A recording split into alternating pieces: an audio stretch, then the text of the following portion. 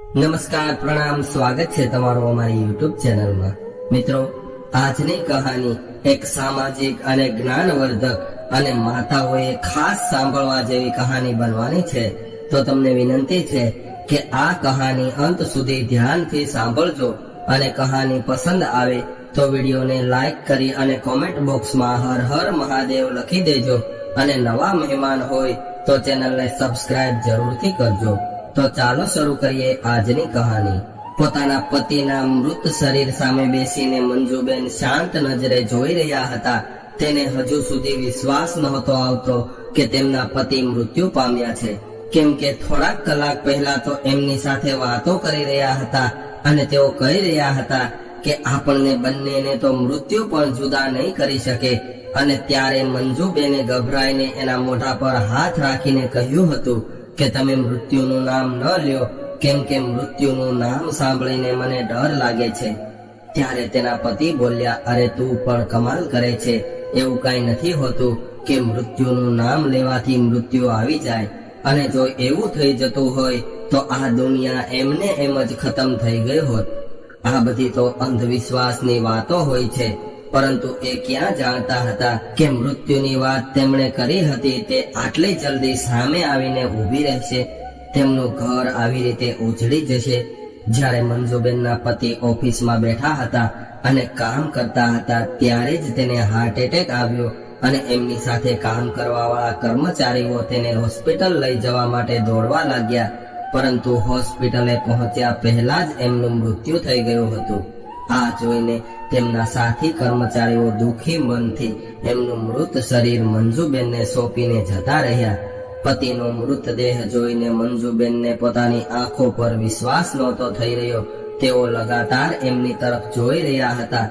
તેમના ત્રણેય પુત્રો ખૂબ જ હેરાનીથી એકદમ શાંત થઈ ગયેલી પોતાની માને જોઈ રહ્યા હતા, તો ક્યારેક પોતાના પિતાના મૃતદેહને જોઈ રહ્યા હતા, પરંતુ મંજુબેનની આંખોનું પાણી જાણે કે સુકાઈ ગયું હોય। તેમની આંખોમાં એક અલગ પ્રકારની ગંભીરતા આવી ગઈ હતી। આ જોઈને અમુક મહિલાઓ એવી વાતો કરવા લાગી કે જુઓ તો ખરા, આની આંખમાં આંસુ પણ નથી આવતું, અરે આને તો પોતાના પતિના મૃત્યુનું જરા પણ દુઃખ નથી। ત્યારે એક મહિલા જે ડોક્ટર હતી એ કહેવા લાગી કે આનું રડવું ખૂબ જ જરૂરી છે, નહીતર આને પણ હાર્ટ એટેક આવી શકે છે। તમે લોકો કંઈક એવો ઉપાય કરો કે મંજુબેન રડવા લાગી। ત્યારે 5 વર્ષનો દીકરો વિપુલ, જેને કંઈ પણ સમજ નહોતી, તે પોતાની મા પાસે આવ્યો અને કહેવા લાગ્યો, માં જુઓ તો પિતાજી કેમ ઉઠતા નથી, અને આપણા ઘરમાં આટલા બધા લોકો શા માટે આવ્યા છે, અને આ બધા કેમ રડી રહ્યા છે? માં તમે કેમ બોલતા નથી? આટલું કહીને વિપુલ મંજુબેનની ગોદમાં બેસીને રડવા લાગ્યો। બીજો દીકરો 7 વર્ષનો હતો અને મોટો દીકરો 10 વર્ષનો હતો, જે મૃત્યુનો અર્થ સારી રીતે સમજતો હતો। તેને ખબર હતી કે તેના પિતાજી હવે આ દુનિયામાં નથી રહ્યા, અને મોટો દીકરો તેની માનો હાથ પકડીને કહેવા લાગ્યો કે માં, હવે પિતાજી આપણી પાસે ક્યારેય નહીં આવે। પિતાજી તો આપણને છોડીને ખૂબ જ દૂર જતા રહ્યા છે, તમે તો અમને છોડીને નહીં જાઓ ને। આટલું કહીને એ એની માના ગળે લાગીને જોર જોરથી રડવા લાગ્યો। બાળકોના આવા આક્રંદના અવાજના કારણે આસપાસમાં ઉભેલા તમામ લોકોની આંખોમાં આંસુ આવી ગયા। ત્યારે જ અચાનક મંજુબેન હોશમાં આવ્યા અને પોતાની આજુબાજુમાં બેઠેલા લોકો તરફ જોયું અને પોતાને ગળે લાગેલા ત્રણેય બાળકોને રડતા જોયા। ત્યારે મંજુબેન જોર જોરથી રડી પડ્યા। ત્યારબાદ તો એની આંખોમાંથી જાણે આંસુનો વરસાદ થવા લાગ્યો। પોતાના બાળકોને ગળે લગાવીને જોર જોરથી રડવા લાગ્યા અને કહેવા લાગ્યા કે મારા દીકરાઓ, હું તમને એકલા મૂકીને ક્યાંય નહીં જાઉં। આજથી હું જ તમારી માં અને બાપ બંને છું, તમે ચિંતા ન કરતા। ધીરે ધીરે સમય વીતવા લાગ્યો। બીજા લોકો આશ્વાસન આપીને પોતપોતાના ઘરે જવા નીકળી ગયા, પરંતુ પૈસા આપીને આ પરિવારની મદદ કરવાનું કોઈએ ન વિચાર્યું। મંજુબેન આ જોઈને હેરાન હતી કે જ્યાં સુધી એમના પતિ જીવતા હતા ત્યાં સુધી તો તમામ સગા સંબંધીઓ તેમને પોતાનાપણું બતાવતા હતા, પરંતુ આજે પોતાના કહેવાવાળા જ મોઢું ફેરવીને જતા રહ્યા। તમામ સગા સંબંધીઓની ભીડ હતી, છતાં પણ મંજુબેન એકલા પડી ગયા હોય એવું મહેસૂસ કરતા હતા. જ્યારે મંજુબેને પોતાની પાસે રહેલા પૈસાનો હિસાબ લગાવ્યો તો તેમણે જોયું કે તેમના બેંક એકાઉન્ટમાં થોડાક જ રૂપિયા હતા અને એ રૂપિયાથી ઘરનું ગુજરાન ચલાવવું ખૂબ જ મુશ્કેલ હતું.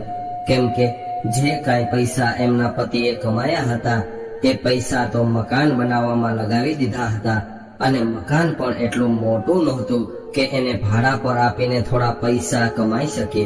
મંજુબેન પાસે ફક્ત આ મકાન જ હતું જેમાં તેઓ પોતાના બાળકો સાથે રહી શકે. હવે મંજુબેનને નોકરી કરવાનો વિચાર આવ્યો અને જે ઓફિસમાં એમના પતિ નોકરી કરતા હતા એ જ ઓફિસમાં તેમણે નોકરી માટે અરજી કરી અને ઘણી બધી દોડધામ કર્યા બાદ તેને ત્યાં એક નાની એવી નોકરી મળી ગઈ. મંજુબેન વધારે ભણેલા નહોતા, તેઓ ફક્ત 12 ચોપડી ભણેલા હતા. એટલા માટે તેને નોકરી પણ કંઈ ખાસ ન મળી અને જે નોકરી મળી હતી એના પગારથી ઘરનું ગુજરાન ચલાવવું ખૂબ જ મુશ્કેલ હતું. એટલા માટે ઓફિસેથી ઘરે આવ્યા બાદ મંજુબેન ઘરે સિલાઈ કામ કરવા લાગ્યા. તેમનો મોટો દીકરો તો પહેલાથી જ સ્કૂલે જતો હતો એટલે તેના કપડાં, ચોપડા અને સ્કૂલની ફી ભરવામાં ઘણો ખર્ચ થઈ જતો. પરંતુ નાના બંને દીકરાઓને તેમણે સરકારી સ્કૂલમાં ભણાવવાનું વિચાર્યું હતું. હવે મંજુબેન ખૂબ જ મુશ્કેલીથી પોતાના ઘરનું ગુજરાન ચલાવવા લાગ્યા. તેમના પતિએ પોતાનો એક નાનો એવો વીમો કરાવ્યો હતો. એટલા માટે પતિના મૃત્યુ બાદ તેને વીમાના 2 લાખ રૂપિયાની રકમ મળી હતી. પરંતુ આ રૂપિયા વાપરવાના બદલે તેમણે બાળકોના આગળના ભણતર માટે મૂકી દીધા હતા. મંજુબેનના સાસરિયામાં એમના દિયર અને જેઠ પણ હતા જેને પૈસાની કોઈ કમી નહોતી, પરંતુ કોઈ એક પણ સંબંધીએ આવીને એમને પૈસાની મદદ ન કરી. તો પણ મંજુબેને હિંમત હારી નહીં. તેઓ દિવસ રાત એક કરીને મહેનત કરવા લાગ્યા અને પોતાના બાળકો માટે પૈસા કમાવા લાગ્યા. હવે ધીરે ધીરે બાળકો મોટા થતા ગયા એમ ઘરનો ખર્ચ પણ વધતો ગયો અને સમયની સાથે મોંઘવારી પણ વધતી હતી. બાળકોનું ભવિષ્ય બનાવવાના ચક્કરમાં તેમણે પોતાના તરફ ધ્યાન જ ન આપ્યું. તે પોતાના બાળકોને પૌષ્ટિક આહાર ખવડાવવાની ખૂબ જ કોશિશ કરતી રહેતી, પરંતુ પોતે ક્યારેય નથી ખાધું અને બાળકોને પણ ખબર નહોતી કે તેમની માં બાળકો જમી લે ત્યારબાદ વધેલું એઠું જૂઠું ખાઈને સૂઈ જાય છે. અને રોજ ભૂખ્યા રહેવાના કારણે મંજુબેનનું શરીર હાડ પિંજર જેવું થઈ ગયું હતું. પૂરતા પ્રમાણમાં ભોજન ન ખાવાના લીધે અને હંમેશા ચિંતા કરવાના લીધે મંજુબેન સમયથી પહેલા જ વૃદ્ધાવસ્થા તરફ જઈ રહ્યા હતા. પરંતુ તે પોતાના શરીરની ક્યારેય પરવા નહોતા કરતા. તેમનો દિવસ તો પોતાના બાળકોની ચિંતાથી શરૂ થતો અને રાત્રે બાળકોને સુવડાવીને સૂઈ જતી. હવે ત્રણેય બાળકો ભણવામાં ખૂબ જ હોશિયાર હતા એટલે તે પોતાના બાળકોને મોટા હોદ્દા ઉપર બેસાડીને તેમના પતિની ઈચ્છા પૂરી કરવાની દરેક સંભવ કોશિશ કરી રહ્યા હતા. તેમના પતિ હંમેશા એવું કહેતા હતા કે આપણે આપણા બાળકોને એટલા લાયક બનાવી દઈશું કે તેઓ બીજા લોકો માટે એક મિસાલ બને. અને પોતાના પતિની આ વાત એના મગજમાં હંમેશા ઘૂમતી રહેતી. ધીરે ધીરે ત્રણેય દીકરા જવાન થઈ ગયા અને તકલીફો વેઠતા વેઠતા પણ મંજુબેને ત્રણેય દીકરાઓને એટલા લાયક બનાવ્યા કે તેમને સારી નોકરી મળી ગઈ. અને મંજુબેનને એ વાતની ખુશી હતી કે તેમણે તેમના પતિની ઈચ્છા આજે પૂર્ણ કરી છે. તેમનો મોટો દીકરો એક મોટી કંપનીમાં એક મોટા હોદ્દા પર હતો. વસ્તેરો દીકરો વકીલ હતો અને સૌથી નાનો દીકરો રેલવેમાં હતો. હવે આ ત્રણેય દીકરાઓ માટે સારા સારા ઘરોમાંથી માગા આવવા લાગ્યા. મોટો દીકરો તેના બોસની દીકરી સાથે પ્રેમ કરતો હતો અને તેની સાથે વિવાહ કરવા માંગતો હતો. જ્યારે તેણે આ વાત એની માને કરી તો મંજુબેન બોલ્યા કે કોઈ પણ છોકરી તને પસંદ હોય તો તું એની સાથે વિવાહ કરી શકે છે, કેમ કે તારું જીવન તારે જીવવાનું છે અને તારે જ નિભાવવાનું છે. અને હું તો રાજી થઈશ કેમ કે તું તારી પસંદની છોકરી સાથે વિવાહ કરી શકીશ. મંજુબેનની રજા મળી ગઈ એટલે થોડા દિવસ બાદ મોટા દીકરાએ એ છોકરી સાથે વિવાહ કરી લીધા. અને મંજુબેન એવું વિચારીને ખુશ થઈ રહ્યા હતા કે હવે ઘરમાં એનો સાથ આપવા વાળી વહુ આવી જશે એટલે તેના પરથી થોડી જવાબદારી હળવી થશે. પરંતુ એમની બધી જ આશાઓ પર પાણી ફરી વળ્યું, કેમ કે આ છોકરી એક ખૂબ જ મોટા પરિવારમાંથી આવી હતી, એટલે તેમણે ઘરમાં આવતા જ મંજુબેન પર પોતાના હુકમ ચલાવવાનું શરૂ કર્યું. ઘરના કામમાં પોતાની સાસુને મદદ કરવાની વાત તો દૂર રહી, પરંતુ એ તો પોતાની સાસુને જોવાનું પણ પસંદ નહોતી કરતી અને તેમને તો મંજુબેનનું કરેલું કામ પણ પસંદ નહોતું આવતું. હવે વહુ મંજુબેનને વાત વાતમાં એવું કહેતી કે તમને તો કોઈ પણ કામ સારી રીતે કરતા આવડતું નથી, તો ક્યારેક એવું કહેતી કે તમારી આટલી ઉંમર થઈ ગઈ છે તો પણ તમને સારું જમવાનું બનાવતા નથી આવડતું. અમારા ઘરમાં તો નોકરો પણ તમારાથી સારું ખાવાનું બનાવે છે. રોજ રોજ વહુની આવી કડવી વાતો સાંભળીને મંજુબેન પરેશાન થઈ ગયા અને તેમણે કહ્યું કે કદાચ મારા હાથનું બનાવેલું ખાવાનું તને પસંદ ન હોય તો એક સારું ભોજન બનાવવા વાળો રાખી લે, ત્યારબાદ તને જમવાની કોઈ તકલીફ નહીં પડે. મંજુબેન આટલું બોલ્યા ત્યાં તો વહુ ઉછળવા લાગી અને કહેવા લાગી કે તમારો કહેવાનો મતલબ શું છે? તમે એવું કહો છો કે ભોજન બનાવવા વાળો રાખી લો? તમને જમવાનું બનાવતા ન આવડતું હોય તો શીખવાની કોશિશ કરો ને. તમારે તો કંઈ શીખવું નથી અને ઉલટા મને કહી રહ્યા છો નોકર રાખવાનું. શું નોકર એમને એમ રાખી શકાય છે? એને પગાર કોણ આપશે? તમે આપશો? તમારી પાસે તો એક પણ પૈસો નથી. દિવસ રાત મહેનત કરીને પૈસા અમે કમાઈએ છીએ, અમે કઈ મફતમાં બેસીને રોટલા નથી તોડતા. વહુની આવી તીખી વાતો સાંભળીને મંજુબેન આશ્ચર્યચકિત થઈ ગયા, કેમ કે દિવસ રાત મંજુબેન કામમાં લાગ્યા રહેતા, પરંતુ કોઈ સામેથી આવીને એટલું પણ નહોતું કહેતું કે માં તમે થાકી ગયા હશો તો થોડો આરામ કરી લો.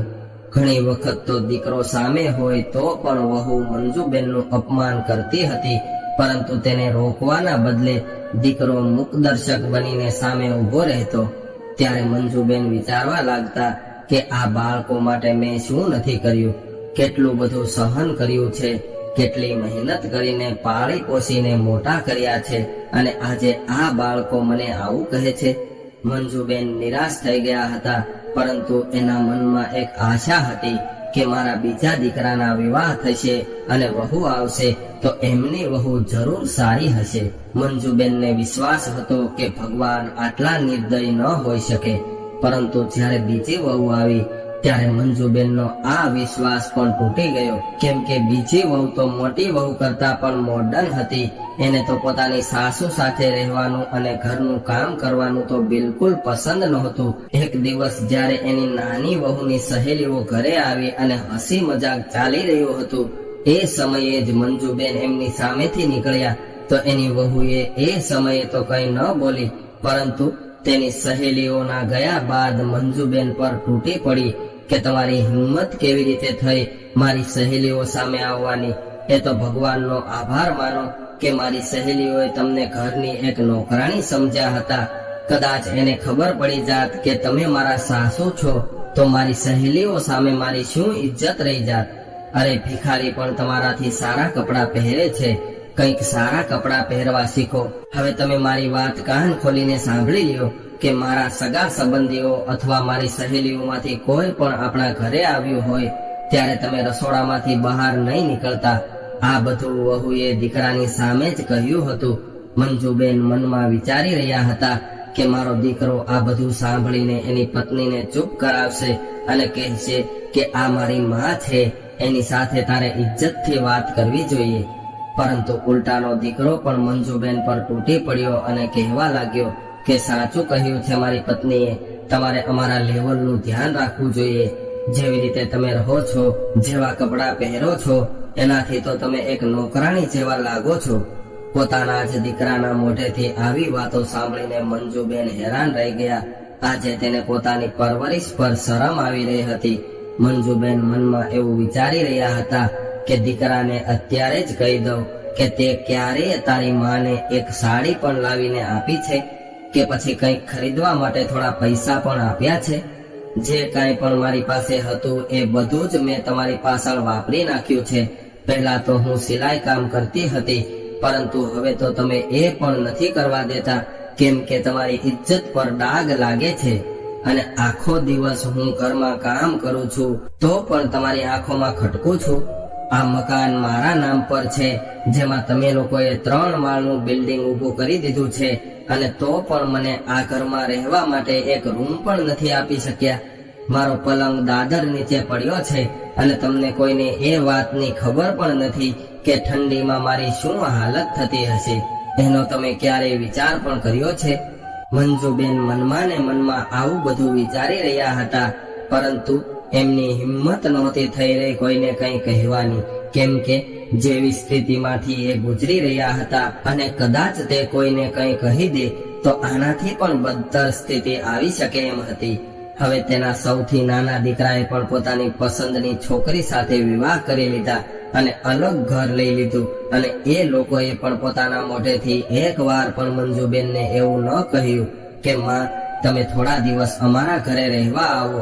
કહેવાય છે કે દુઃખની રાત ગુજર્યા બાદ ફરીથી સુખનું સવાર પડે છે, પરંતુ મંજુબેનની જિંદગીમાંથી તો દુઃખની રાત હટવાનું નામ જ નહોતી લેતી. એમનું શરીર હવે ધીરે ધીરે કમજોર થવા લાગ્યું. શિયાળાની ઠંડીમાં પણ વાસણ ધોવાનું કામ કરવાના લીધે તેને ખૂબ જ ખાંસી આવવા લાગી હતી, પરંતુ કોઈને મંજુબેનની જરા પણ ચિંતા નહોતી કે ના કોઈએ મંજુબેનને કહ્યું કે ચાલો દવાખાને જઈએ.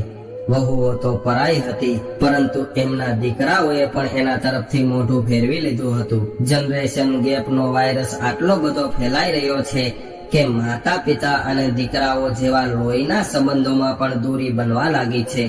આવા સમયે તિરસ્કાર કરાયેલા વૃદ્ધ લોકો ક્યાં જશે? શું આ લોકો આવી રીતે જ સહન કરીને મરતા રહેશે? હવે તો મંજુબેનની એવી હાલત થઈ ગઈ હતી કે તેઓ ખુદની જિંદગીથી થાકી ગયા હતા. તેઓ હવે જીવવા નહોતા માંગતા. બંને દીકરાઓએ પોતપોતાના મકાન ખૂબ જ સારી રીતે સજાવ્યા હતા. પૈસાની કોઈ કમી નહોતી, પરંતુ પોતાની મા માટે એક પણ પૈસો વાપરવો એ એના દીકરાઓને જરાય પસંદ નહોતું. પરંતુ કહેવાય છે ને કે ભગવાનના ઘરે દેર છે પણ અંધેર નથી. જેવું વાવીએ છીએ એવું જ લણવા મળે છે. આ બંને દીકરાઓના ઘરે સંતાન નહોતા થઈ રહ્યા, અને આ દુઃખ બંને દીકરાઓ અને વહુઓને ખૂબ જ પરેશાન કરતું હતું કે એમના ઘરે કોઈ સંતાન નથી. ઘણા બધા ઈલાજ કરાવ્યા, પૂજા પાઠ કરાવ્યા, પાણીની જેમ પૈસા વાપર્યા, પરંતુ જે કામ સૌથી વધારે જરૂરી હતું એ કામ તો તેમણે કર્યું જ નહોતું. કોઈના મગજમાં એ ન આવ્યું કે એમની માં મંજુબેન, જેને આખો દિવસ એક નોકરાણી સમજીને રાખવામાં આવે છે, જેને બોજ સમજવામાં આવે છે, એ માના આશીર્વાદ સૌથી વધારે જરૂરી છે. હવે મોટા દીકરાની પત્ની બીમાર પડી ગઈ. ઘણા બધા ટેસ્ટ કરાવ્યા બાદ ખબર પડી કે એમની બંને કિડની ખરાબ થઈ ગઈ છે, અને ડોક્ટરે જલ્દીથી જલ્દી કિડનીની વ્યવસ્થા કરવાનું કહ્યું છે, અને આવું નહીં કરો તો કંઈ પણ થઈ શકે છે. હવે આખા ઘરમાં ચકચાર મચી ગયો, પરંતુ એવું કોઈ નહોતું જે પોતાની કિડની આપી શકે.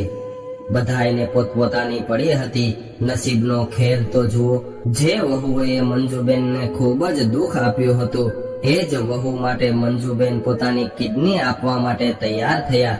તેઓ જીવનભર ત્યાગની આહુતિ આપતા રહ્યા, કેમ કે તેઓ એવું માનતા હતા કે મારા ઘરમાં બધા ખુશ રહી શકે, પરંતુ કોઈ એની કિંમત ન આંકી શક્યા.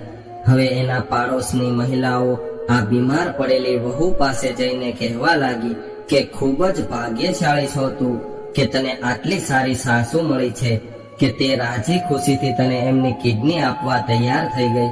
આજના જમાનામાં આવો ત્યાગ કોણ કરે છે? આ સાંભળીને મંજુબેનની મોટી વહુ બોલી, કિડની આપીને તે મારા પર ક્યાં મોટું અહેસાન કરી રહી છે? આમ પણ તે હવે થોડા દિવસની મહેમાન છે, અને તે પોતાના દીકરાના પરિવાર માટે નહીં કરે તો કોના માટે કરશે? વહુની વાત સાંભળીને મંજુબેન હેરાન રહી ગયા. મંજુબેન ઘણી વાર વિચારતા હતા કે આવા વાતાવરણથી દૂર જતી રહું, પરંતુ બીજો કોઈ રસ્તો પણ નહોતો. તેમણે તો એવું વિચાર્યું હતું કે તેના દીકરાઓ એક આદર્શ દીકરાઓ બનશે, પરંતુ એના પાલન પોષણમાં કઈ જગ્યાએ ભૂલ રહી ગઈ એ મંજુબેન હજુ સુધી સમજી નહોતા શક્યા. પતિના મૃત્યુ બાદ એક પણ દિવસ એવો નહોતો કે મંજુબેનને સુખ મળ્યું હોય. 3 પુત્રોની આ એક અભાગણ માં હતી, જેને ભાગ્યનો ખેલ સમજવો જોઈએ, કેમ કે વસ્તેરા દીકરાને પણ ડાયાબિટીસ હતી. અચાનક એનું સુગર લેવલ એટલું બધું વધી ગયું કે તેમની આંખોની રોશની જતી રહી. હવે તેણે પણ જાહેરાત કરી કે કોઈ આંખોનું દાન આપશે તો એને એના બદલામાં ઘણા બધા રૂપિયા આપશે.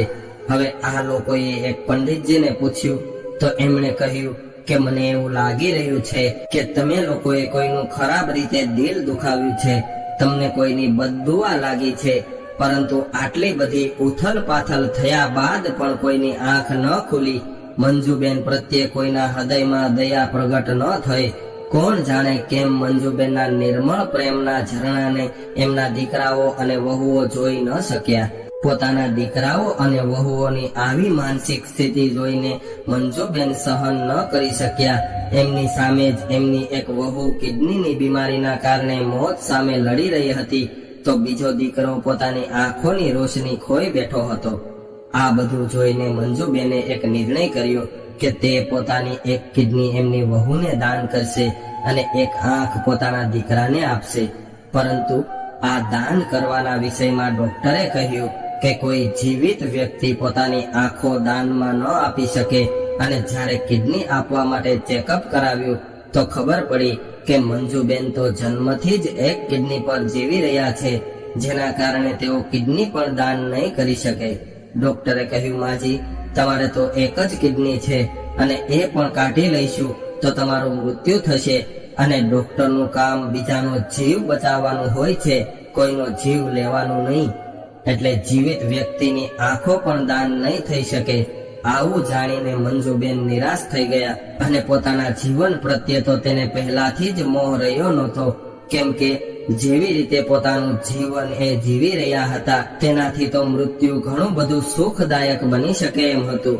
આવું વિચારીને તેમણે એક ઉપાય કર્યો અને અત્યાર સુધી તો મંજુબેન બસ આહુતિ જ આપતી રહી છે, પરંતુ કોઈએ તેની કદર ન કરી, કોઈને તેના ત્યાગનો આભાસ પણ ન થયો. એટલે આવું જીવન જીવવાનો શું ફાયદો? આવું વિચારીને મંજુબેન એક ફેસલો કરી ચૂક્યા હતા. પરંતુ આ નિર્ણયને અંજામ આપતા પહેલા તેમણે એક પત્ર લખ્યો.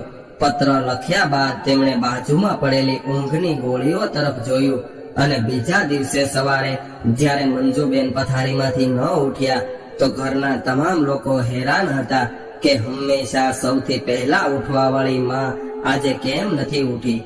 જ્યારે મોટા દીકરાએ તેમને હલાવીને જોયું તો તે હેરાન રહી ગયો, કેમ કે તેની માં તો આ દુનિયા છોડીને જતી રહી હતી. અને બાજુમાં રાખેલા પત્ર તરફ નજર ગઈ એટલે તેમણે એ પત્ર ઉઠાવીને વાંચવાની કોશિશ કરી તો એમાં લખ્યું હતું. એ વાંચીને મોટો દીકરો સ્તબ્ધ થઈ ગયો. પત્રમાં લખ્યું હતું કે મારા વહાલા બાળકો, તમે બધા હંમેશા ખુશ રહેજો. તમારા બધા માટે હું જીવનભર ત્યાગ કરતી રહી, પરંતુ તમારામાંથી કોઈને પણ એનો આભાસ પણ ન થયો. ઘણી વખત હું ત્યાગ અને બલિદાનની આહુતિ આપતી રહી અને મારો હંમેશા એવો પ્રયાસ હતો કે હું તમને બધાને ખુશ રાખી શકું, પરંતુ એ મારા ભાગ્યનો ખેલ હતો કે હું હંમેશા તમને ખુશ રાખવામાં નિષ્ફળ થઈ. તમારા દિલમાં મારા માટે થોડી ઘણી પણ ભાવના જાગૃત ન કરી શકી અને હવે તો આહુતિ આપવા માટે મારી પાસે કંઈ બચ્યું પણ નહોતું. એટલા માટે મેં વિચાર્યું કે હવે શું કરું જેનાથી તમારા જીવનમાં ખુશી આવી શકે. તમે મારા પ્રેમને નાટક ન સમજો, એટલા માટે આજે મેં આ અંતિમ આહુતિ આપવાનો નિર્ણય કર્યો છે.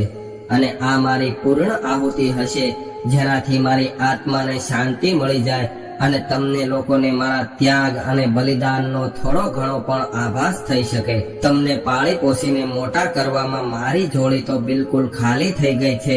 હવે મારી પાસે કંઈ નથી રહ્યું. હા, બસ એક જીવ વધ્યો છે જેનું બલિદાન આપીને આ સંસારમાંથી વિદાય લઈ રહી છું. જીવનભર મારું મન તમારા પ્રેમ માટે તરસતું રહ્યું, મારા બાળકોના પોતાનાપણા માટે તરસતું રહ્યું, પરંતુ હવે હું થાકી ગઈ છું અને હવે મારી આત્મા શાંતિ ચાહે છે. એટલા માટે મારી કિડની મારી વહુને લગાવી દેજો, જેનાથી તે પોતાનું જીવન જીવી શકે, અને મારી બંને આંખો મારા પ્યારા દીકરાને લગાવી દેજો, જેનાથી તે પોતાના જીવનનો આનંદ માણી શકે. મેં ઘણી કોશિશ કરી, પરંતુ મારા જીવતા જીવ કોઈ પણ ડોક્ટર મારી કિડની કાઢવા માટે તૈયાર નહોતો કે ના મારી આંખો કાઢવા માટે તૈયાર થયો. એટલા માટે મેં આવો નિર્ણય કર્યો છે કે હું હંમેશા માટે આ દુનિયાને છોડીને જતી રહું અને મારા આ ફેસલાની જવાબદાર હું ખુદ છું. જો કે સમયની ભઠ્ઠીએ મને એટલી હદ સુધી બાળી દીધી છે કે મારી ચિતાની આગ પણ આ બળતરાથી ઓછી હશે. હું મારા જીવનમાં અપમાન સહન કરતા એટલી બધી મરી ચૂકી છું કે મારું મોત પણ એક ઉત્સવ હશે. હવે પત્ર વાંચતા દીકરાની આંખોમાં આંસુ આવી ગયા અને વાંચ્યા બાદ એને એવો અહેસાસ થયો કે અમારાથી કેવડી મોટી ભૂલ થઈ ગઈ છે. જે માની કદર તેમણે જીવનભર ન કરી, આજે એ જ માએ પોતાના દીકરા અને વહુના જીવન બચાવવા માટે પોતાનું શરીર ત્યાગી દીધું છે. આજે એક મમતામય માં પોતાની પૂર્ણ આહુતિ દઈ ચૂકી હતી. આજે તેના દીકરાઓ પસ્તાવાના લીધે જોરથી રડી રહ્યા હતા, પરંતુ આ પસ્તાવા માટે હવે ખૂબ જ મોડું થઈ ગયું હતું. દોસ્તો, માં શબ્દ સાંભળતા જ એક સુખદ ચેતના, એક પૂર્ણતાનો અહેસાસ અંતર્મનને ભરી દે છે. માતા પિતા આપણા જીવન માટે ખૂબ જ અમૂલ્ય હોય છે. એટલા માટે એમના જીવતા જીવ જ એમની થાય એટલી સેવા કરવી જોઈએ, એમને પ્રેમ કરવો જોઈએ. કેમ કે જ્યારે તેઓ જતા રહેશે ત્યારે આપણે કંઈ નહીં કરી શકીએ. મિત્રો, આજની કહાની તમને કેવી લાગી કોમેન્ટમાં જરૂર જણાવજો, અને પસંદ આવી હોય તો વિડીયોને લાઈક, શેર અને નવા હોય તો ચેનલને સબસ્ક્રાઇબ જરૂરથી કરજો. હર હર મહાદેવ.